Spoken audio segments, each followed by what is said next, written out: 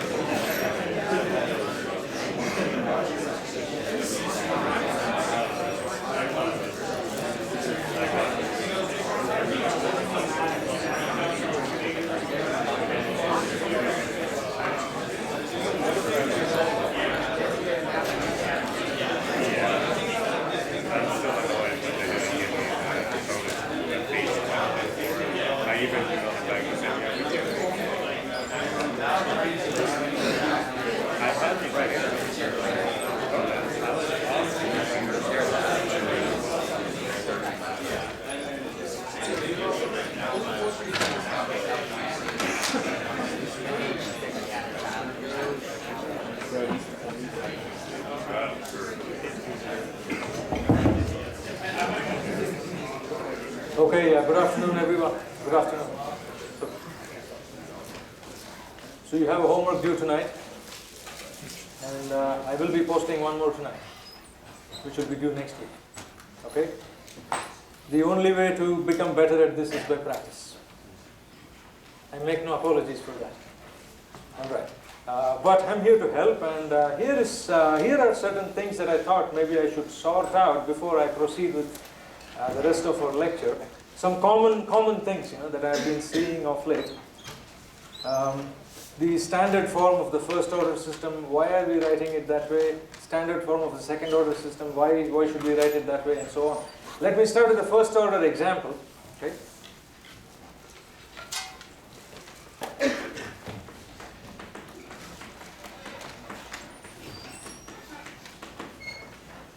So let's say that I have this first order system. Now, is this in the standard form? Is the first thing you should question yourself. And of course, the standard form is tau x dot plus x is some g of t and some initial condition, right? So this is actually given to you in the standard form, so that if you compare the two, you will see that tau is equal to 3 seconds.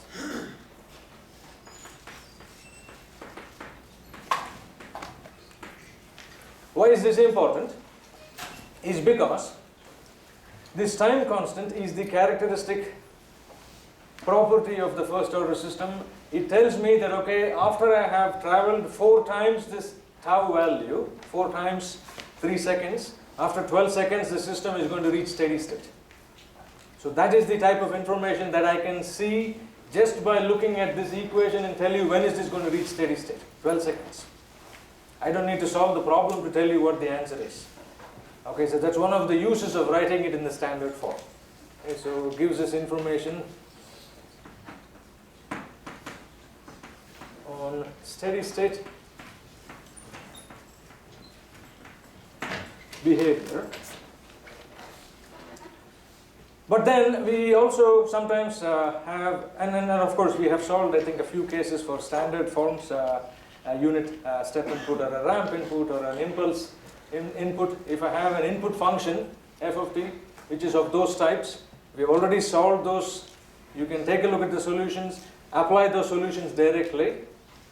But it is not necessary that your forcing function be one of those standard forms. It could be something complicated like what your homework has, right? So for that purpose, you have to take the Laplace transform on both sides. Here is also what I see, typical mistakes. When you take the Laplace transform of something like that,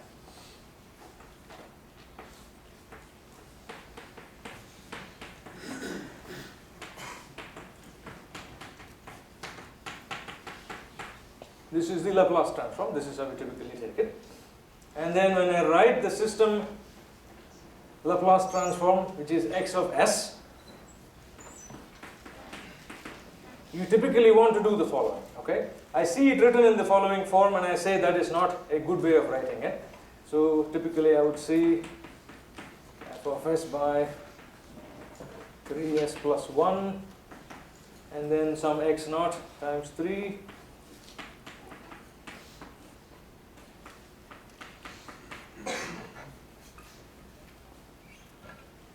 Is there anything wrong with this?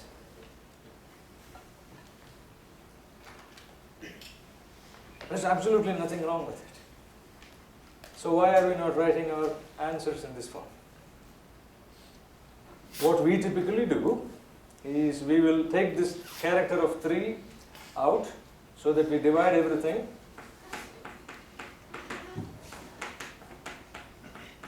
If it's a magnitude term, I bring it to the numerator, and this is s plus 1 by 3,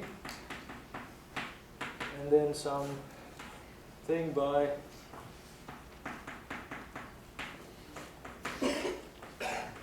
1 times x naught, right? Now, is this any better than that? They're both the same things.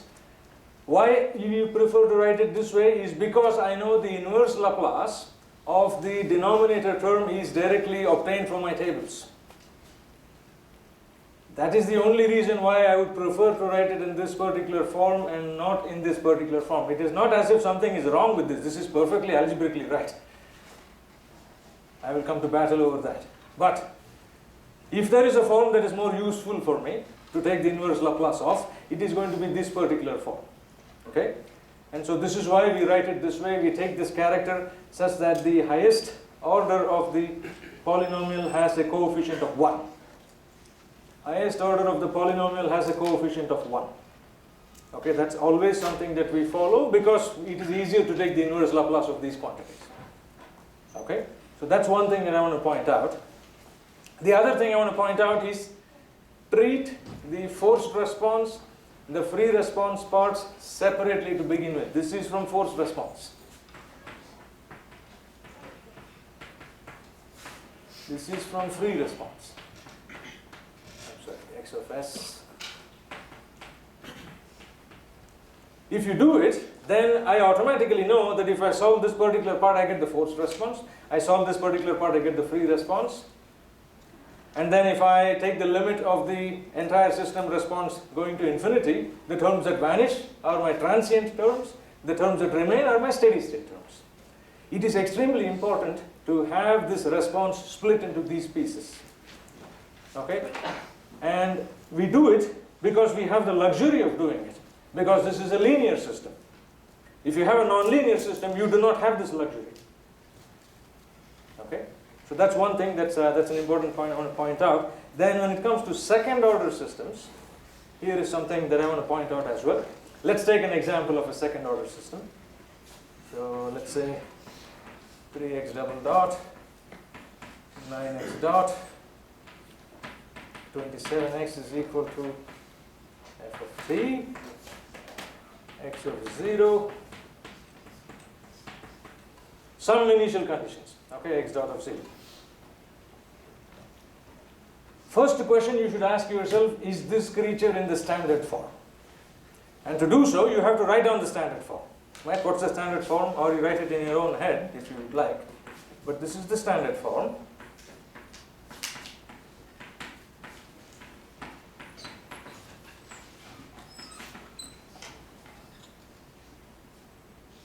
And I immediately notice that, of course, the given equation is not in the standard form. Right? I have to make sure that the coefficient that accompanies the highest derivative is 1. And so I have to divide through by the factor of 3 or whatever else nonsense is present in front of x double dot. And so I get the standard form.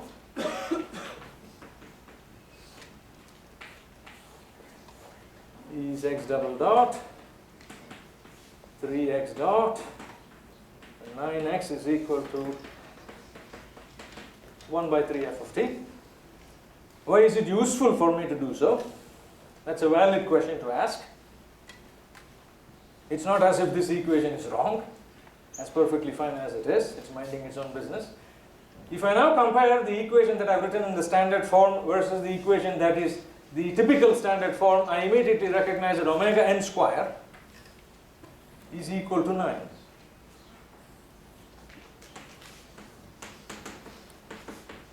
So that omega n is 3 radians per second. More importantly, I recognize that this character 2 times zeta times omega n is equal to 3, or zeta is just 3, omega n is 3, so it's 1 by 2. It's less than 1. What does this tell me about the system? If zeta is less than 1, it tells me that the system is underdamped and oscillating.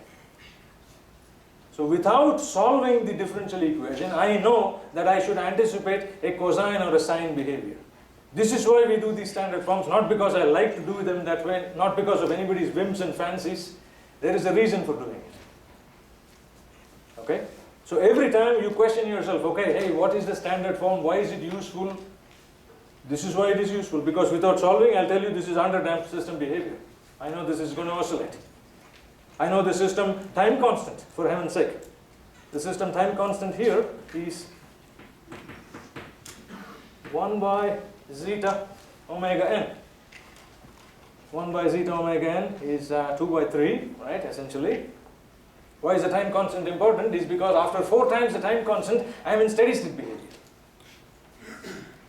which we saw in the last lecture, but these ideas will be solidified with more examples.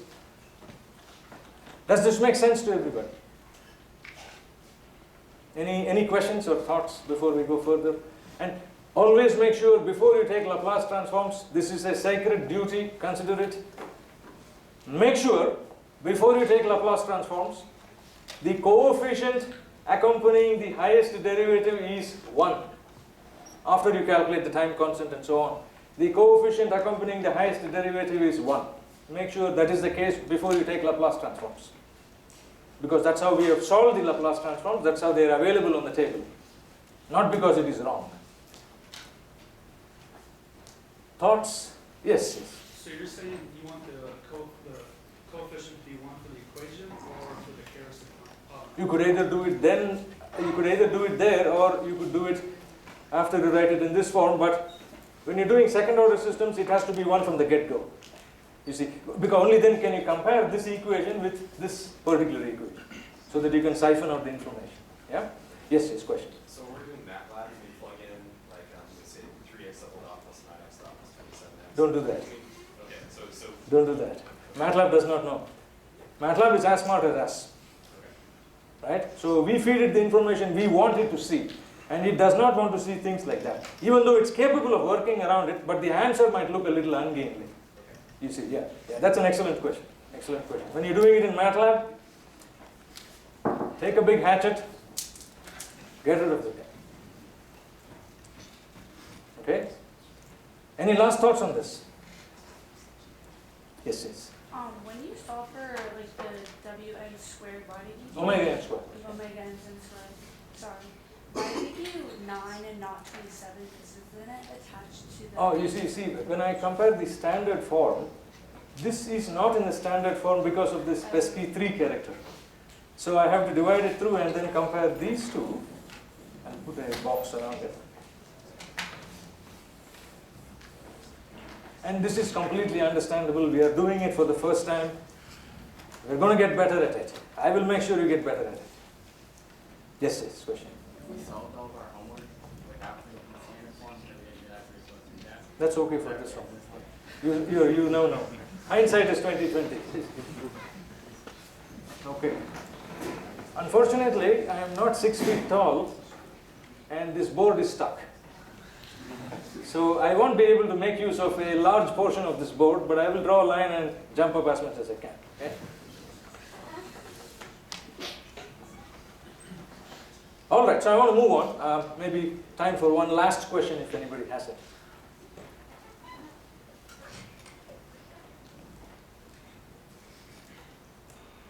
Yes, yes, yes.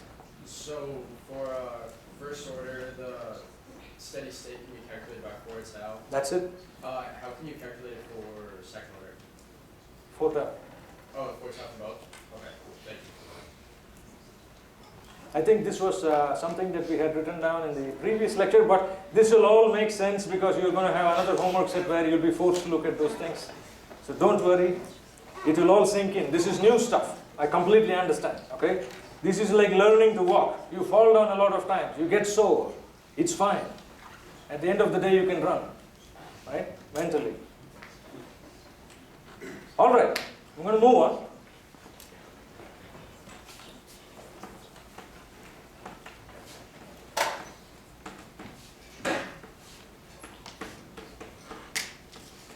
One of the fundamental things that you will be expected to know when you take your controls course, which is the next sequence of your course on system dynamics, is the root location on the S plane. Okay? Sounds like a bunch of gibberish, but this is something that we will spend some time on today, and you will realize that we have been doing this all along. Okay? So first of all, what's the S plane? And this talks about the system stability.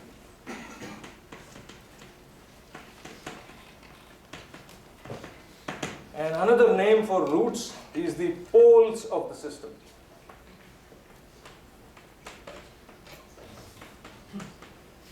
Makes a whole world of sense, right? The poles are the ones that hold up the tent. If the poles are weak, the tent falls. If the poles are positive, the system is unstable. If the poles are negative, the system is stable. So that's the connection between saying something is a root and a pole, okay? So the S-plane, first of all, owes its name to the character S, which you've seen in all Laplace transforms. What is S? Anybody? Yes? Frequencies? Okay. Close. If you're doing Fourier transforms. I'm a simple man, as I mentioned before. What is S?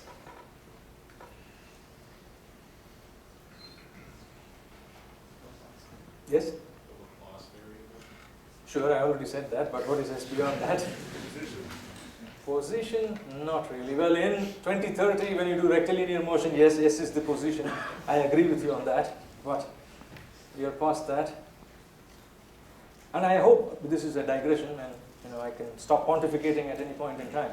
But I hope you see the difference between courses like statics and mechanics and dynamics and courses now where there is a fundamental paradigm shift.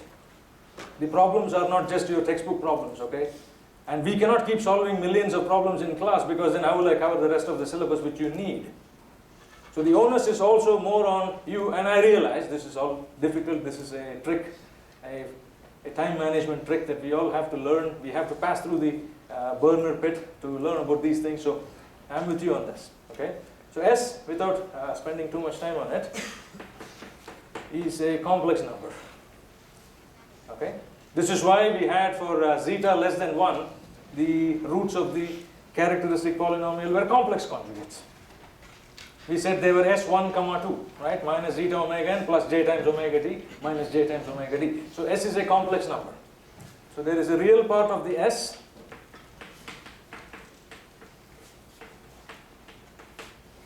and imaginary part.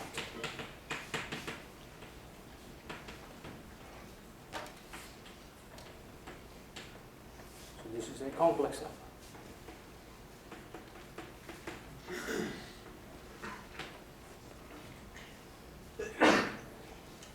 And if you're doing Fourier transforms, this is maybe a small digression too. If you're doing Fourier transforms, which is different from Laplace transform, but also it's very close cousin, S is plus or minus j omega in some sense.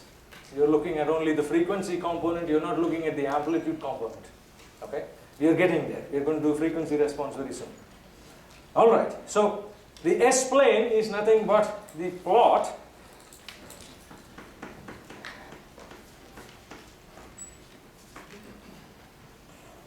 of real versus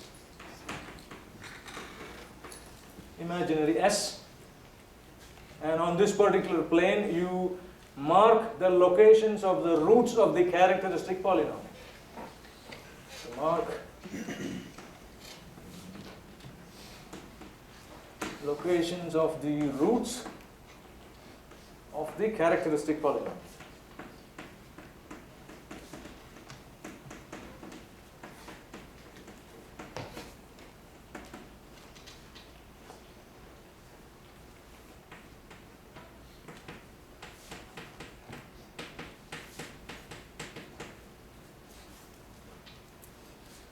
What's the characteristic polynomial here?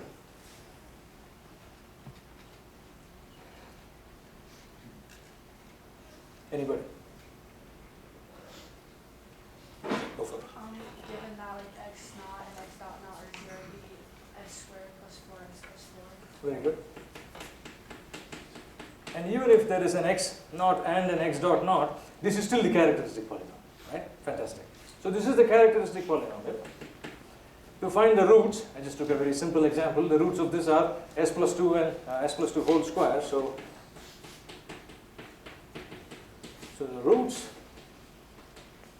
are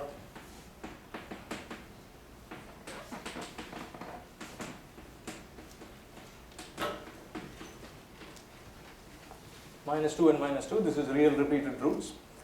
And I am purposely saying that this is plus j times 0. J is the square root of minus 1, right?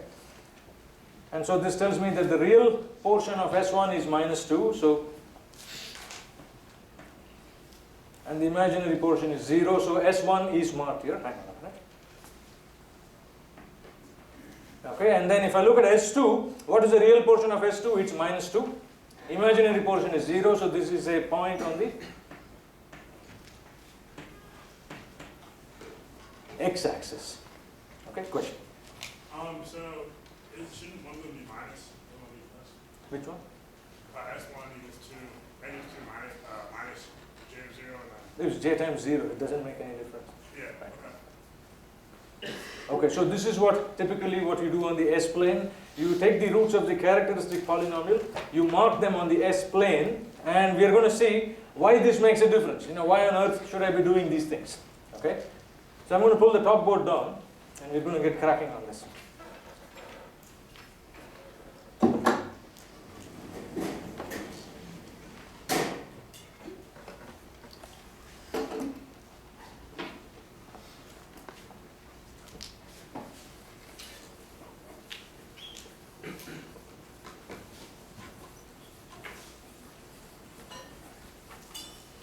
We're going to consider different cases, and typically I'm interested in second order system response. So second order.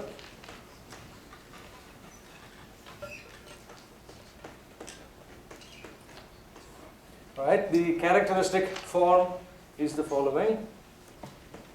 X double dot 2 zeta omega n x dot, the standard form, I'm sorry. Omega n square x is some g of t. If I look at the roots, we've done this before, so this is minus zeta omega n plus or minus omega n times zeta square minus 1. Right, this is how we typically started off. Now I'm going to consider several cases which we have studied in the previous lectures, but I'm going to recap in some sense. It's not old, it's not new either. First case, when zeta is greater than 1.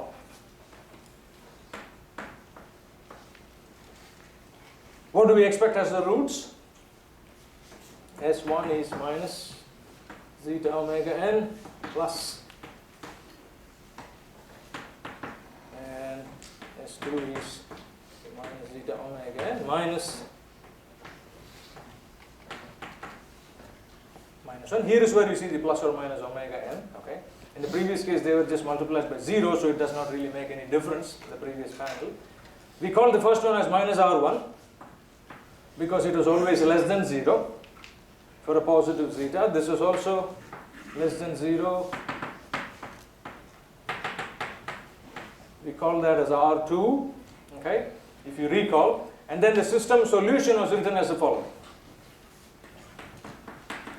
This is the free response. C1 minus R1T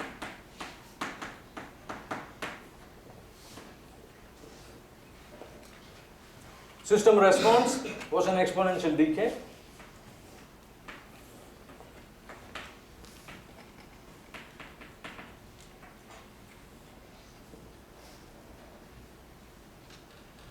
So if I take the limit of t tending to infinity, you see that the free response decays to 0. So in this case, what do you think the system is? Is it stable or is it unstable? The system is stable. Okay, that is the definition of stability. You see that it's free response. Do not look at the forced response. Free response goes to 0 as time increases.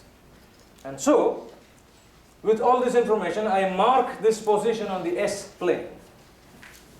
It's fairly straightforward to do. It's just 2 points on the two-dimensional plot.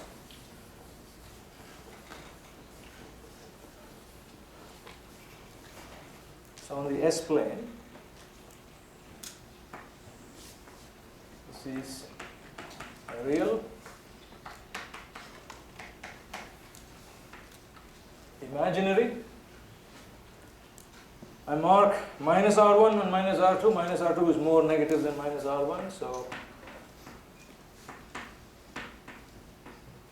minus R1. Typically when you mark the roots, or what they are called as the poles, you draw them as filled circles.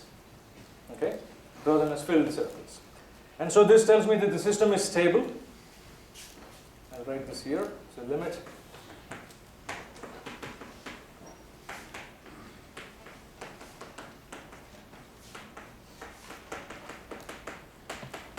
so the system is stable.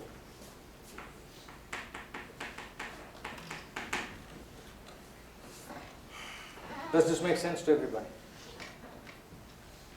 This S1 and S2, the imaginary part is 0, right? The real part is minus R1, the real part is minus R2, so maybe I'll write it here.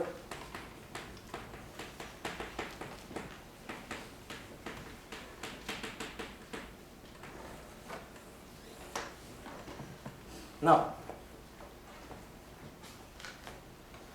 imagine a situation of the following case. Okay, so I'm going to call this as case A, right? So I'll call case B, let's say. Zeta is less than 0. I said this is physically not possible, but it is perhaps possible in certain situations. Okay? So zeta is less than 0, but the magnitude of zeta is greater than 1. So let's say zeta is minus 3.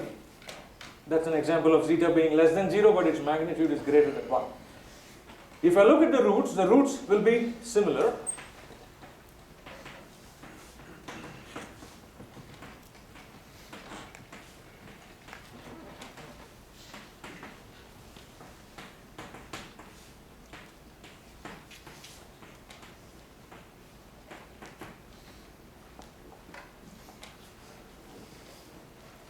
I want your help now. Can anybody tell me whether this quantity S1 will be positive or negative? Is S1 positive or is S1 negative? Yes? Yes? Positive. S1 is positive. Fantastic. How about S2? Why is S1 positive, first of all? Zeta is negative. I have a negative sign accompanying zeta in front of it, so negative and negative makes it a positive, so this entire thing becomes positive. Obviously you are adding something that's also positive, so this becomes a positive quantity. The same thing cannot be said for the second one, because this is positive, but this creature here is negative. Okay? So there is a chance it could be positive or it could be negative, I do not know. Okay? Most probably it's going to be a positive quantity as well, okay, in the rare instances. So typically it's greater than 0. And so in this case I see that the real part of S1 and the real part of S2 are both positive. If I write the system solution, I'll just call them as R1 and R2. C1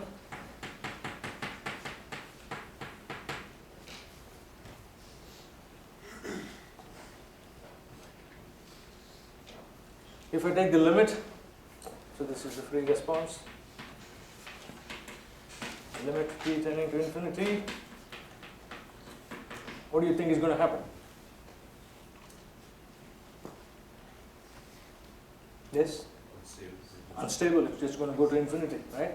So this tends to infinity. And so if I now mark this on the S plane, this is real,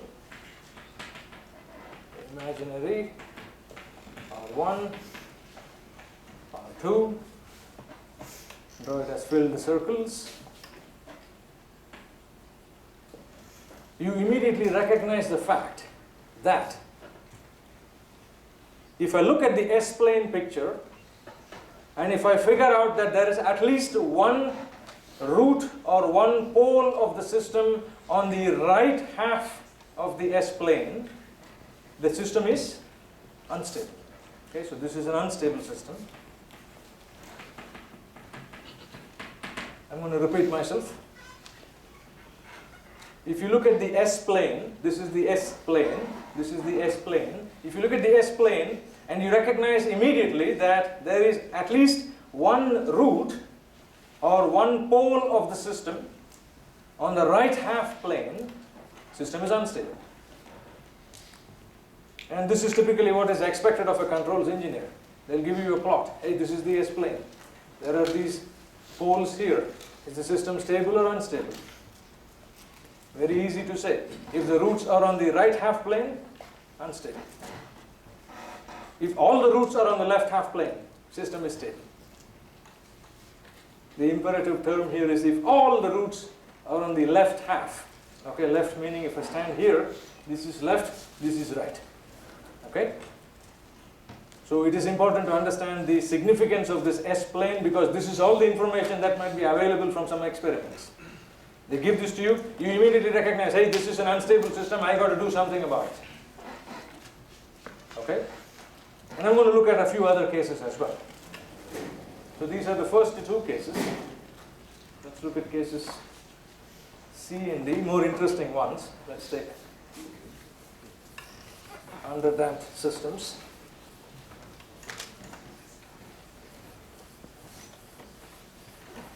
Okay, so case C, let's say zeta less than 1. Okay. If zeta is less than 1, I have S1 minus zeta omega n plus j times omega d. We have already derived this multiple times. I'm not going to write out the derivations. S2 is minus zeta omega n minus j omega d. This is where the plus or the minus makes a bigger difference. Okay, as compared to the first time that I wrote it. Here it makes no difference whether it is plus j times 0 or minus j times 0. If something times 0 is 0. Here it makes a difference. Okay. Now if I have to locate these, and before I do that, the solution, free response, we derive this.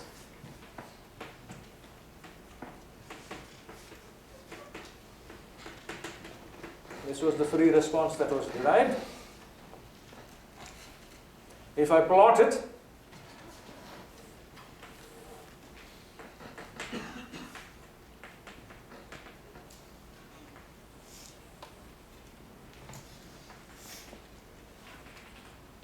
we see that the system is oscillating. There is oscillatory behavior, so this is a giveaway that the system is a second order system. But the nicer thing is the free response goes to 0 as time goes to infinity.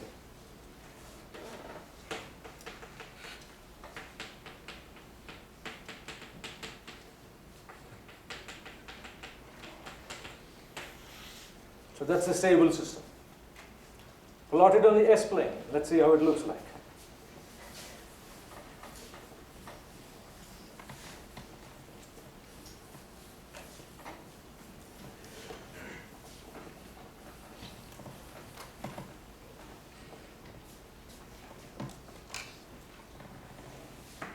This is real. Imaginary. Sometimes, I think your book says that the x-axis is sigma, and this is j omega.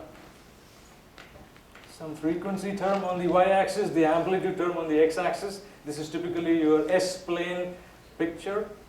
If I look at real of S1 minus theta omega n, I'm looking at it from there. Real of S2 minus theta omega n. Imaginary of S1 is plus omega d, as you can see. The imaginary of S2 is minus omega.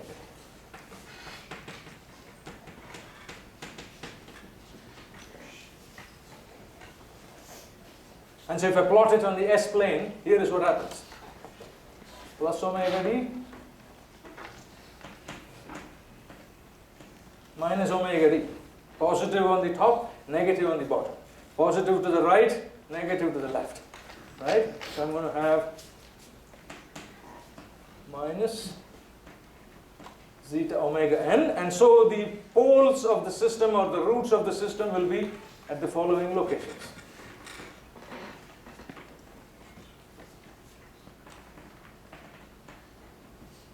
So this will be S2, this will be S1, S1 and S2 are the roots or the poles of the system. Okay?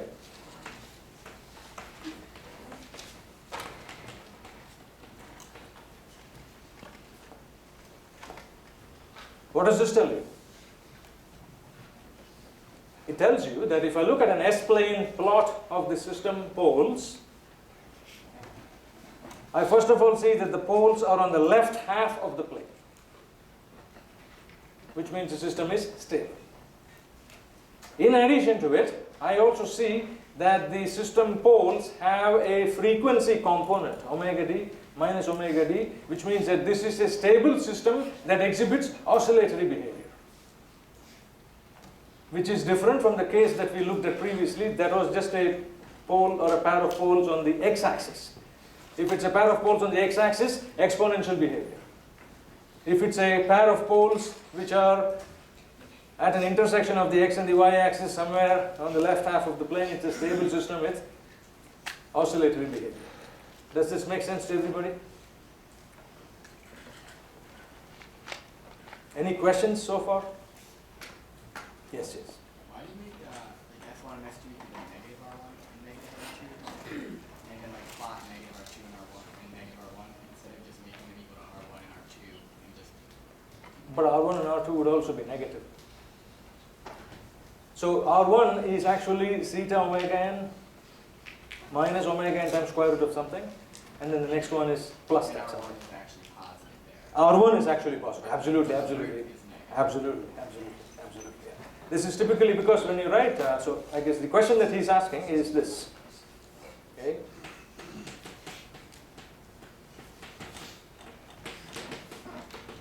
So typically when you write the system roots in symbolic form, which means that the system roots are minus R1 and minus R2. Okay.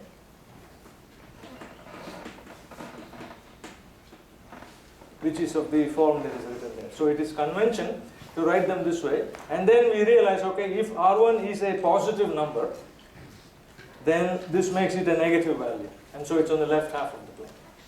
And likewise for R2. Does that make sense? Yeah. Okay. Yes, question.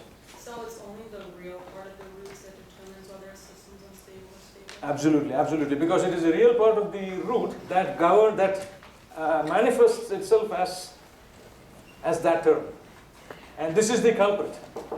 This is just a harmless oscillator, doesn't do much for me. You see. Let's take it up a notch. Okay. I'm going to. Yes, question. Yes, yes, yes. So for case 3, zeta less than 1, is that also assuming that it's greater than 0? Say that again, please. Is that assuming that zeta is greater than 0? Absolutely, absolutely. I should make explicit note of that fact, that here zeta is greater than 0. All right, please.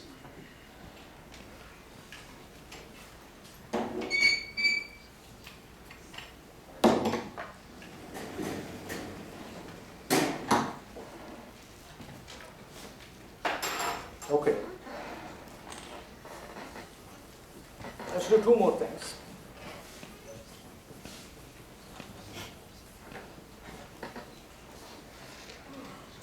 Let's say that zeta is equal to 0.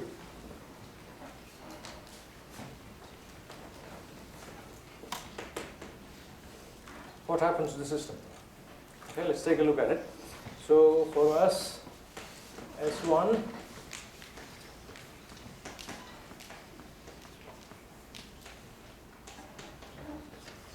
S2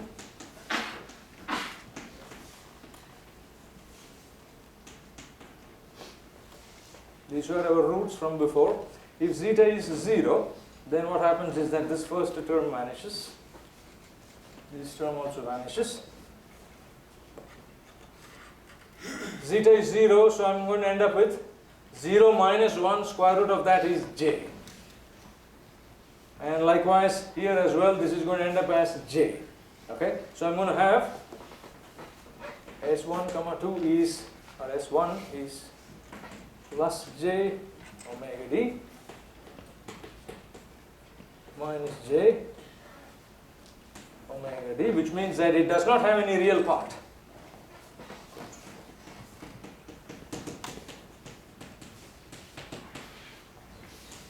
The imaginary part is omega d minus omega d.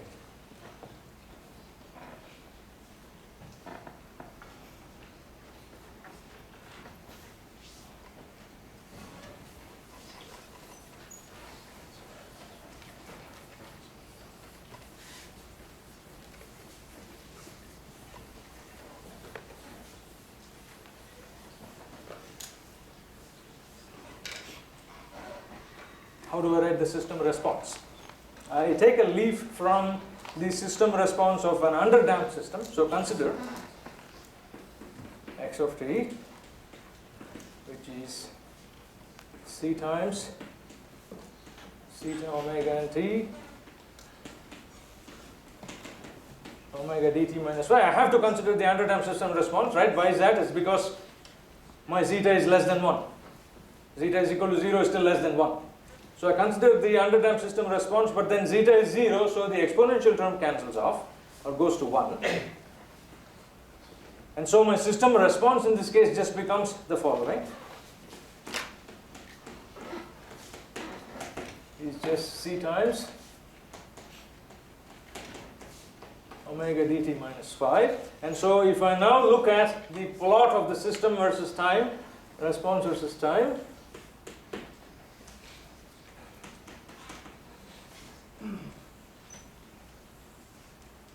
this is just an oscillatory system that does not decay.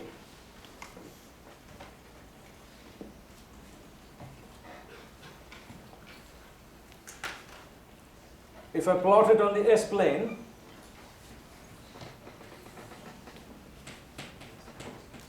real of S, imaginary of S, S1 is going to be on the y-axis, S2 is going to be on the negative y-axis. So this is S1, which is omega n, S2, which is minus omega n. So in this case, omega d and omega n are the same. Okay, so here omega d, which is the same as omega n. Okay, because omega d by definition square root of 1 minus zeta square, zeta is 0. Square root of 1 is 1. So now tell me, is the system stable or unstable? Yes, yes. Isn't it unstable because it doesn't go to 0? It doesn't go to 0, but it also does not grow with time. You see. So it looks like it is unstable behavior, but in fact this is called as a neutrally stable behavior. And if you've read War or Peace, War and Peace, I guess these days the choice is War or Peace. But if you've read War and Peace, a person who is on the fence is the bad person. You are either good or you are either bad. But in the case of system poles or system roots, there is this other guy who has not made up their mind yet as to where they want to be, and such parties are called as neutral parties. So this is a neutrally stable system. Okay? So this system neither grows over time, neither decreases over time, this stays in a bounded manner. So this is called bounded stability or neutral stability. So these are neutrally stable.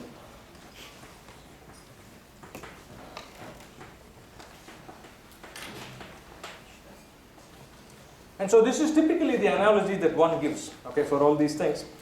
This is called as the hill equilibrium. Okay? Imagine a mountain. Let's say the Mount Everest or whatever. Okay? Imagine that you take a small marble, you place it at the bottom of the hill. Okay? You give this marble a gentle kick.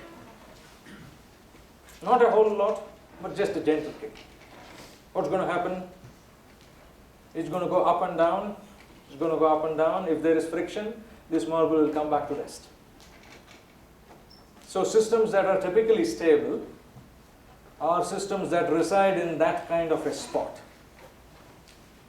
Okay? So these are inherently stable systems. They will just keep rocking back and forth and come back to rest because of friction. If there is no friction, then what will they do? They'll just keep rocking back and forth. If your kick is large enough, you might be able to take this fellow and bring that there. That's a non-linear system. If you have a linear system, it does not have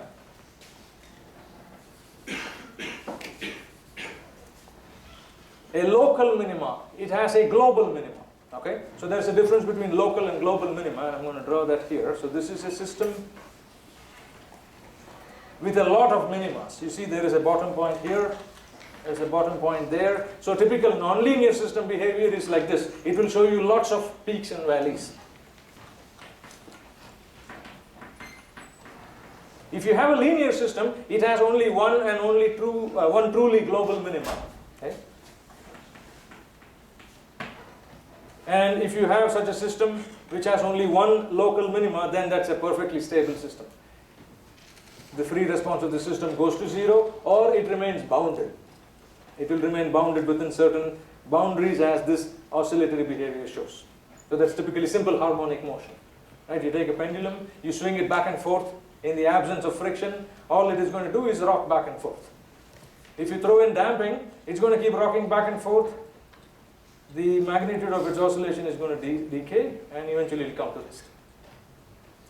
Unstable systems, on the other hand, are linear stable systems.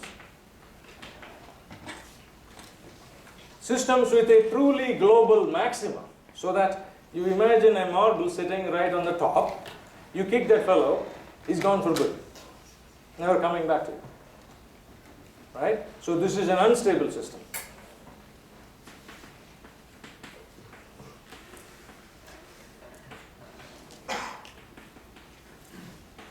And this is why nonlinear systems are notoriously difficult to categorize. You can study only small regions of the nonlinear system. I can study behavior in this region, and I can say, okay, after a certain amount of time, the system has transitioned to a different state. So I will have to go and study this region here, and keep going on as much as I can within my mathematical tools, within my limits.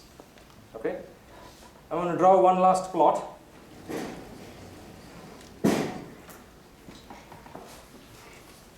So from now on, we will not be calling them as roots, we will be calling them as poles.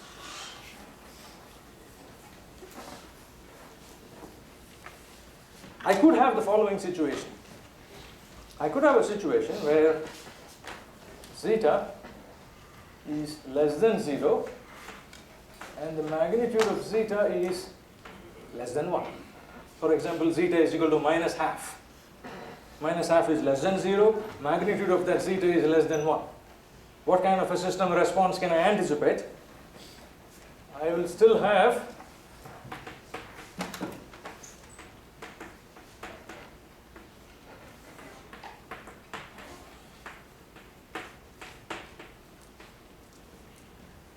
these as the system roots. But zeta is negative, so this is going to be on the right half of the S-plane, Zeta is negative, so this is also going to be on the right half of the S-plane. It will have an imaginary part though. So it will have an oscillatory part, but it will be on the right half of the S-plane. And what does that portend for us? It tells us that the system is growing over time and it's oscillating as it is doing so. That is, if I write the system solution, I'm going to write it in the next panel here.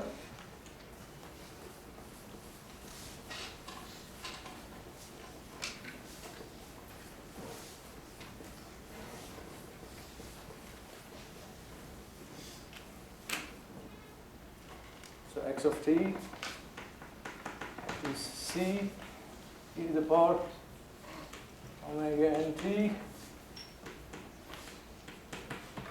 omega dt minus y. If zeta is less than 0, then you see that this becomes a positive exponential.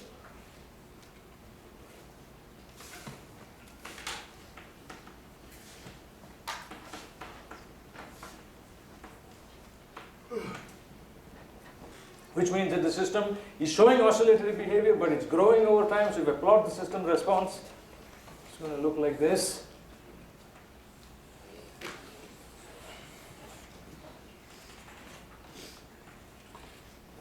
This is going to be x, and of course that's a much larger peak. This is t, x of t.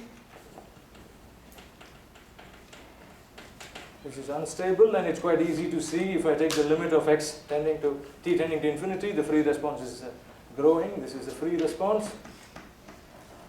And so if I plot it on the S-plane, here is what I have.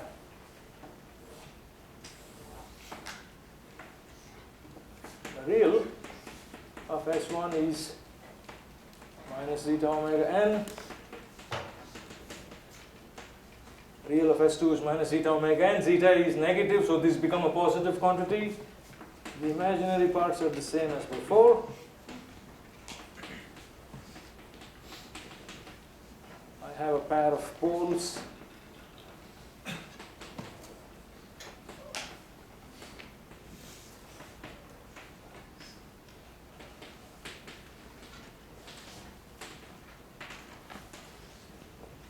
On the right half of the plane.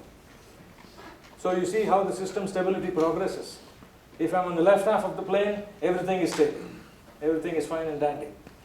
I slowly start coming closer and closer to the vertical axis. My system shows a slower rate of decay and it shows more oscillatory behavior.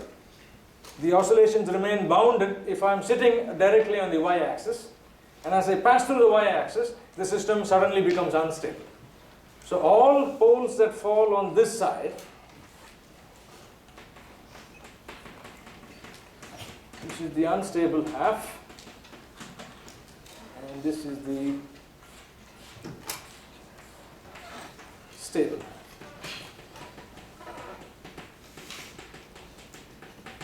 Why is this useful? You will perform controller design. Okay? How to control a system, right? This is important because our brain is controlling us, most of us. In physical systems, you will have to design a controller to control certain aspects, right? And then you will be given an experimental plot which says, okay, this is the system pole behavior.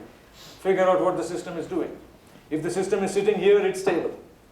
If the system is sitting only on the x-axis and on the left half, it is showing exponential decay.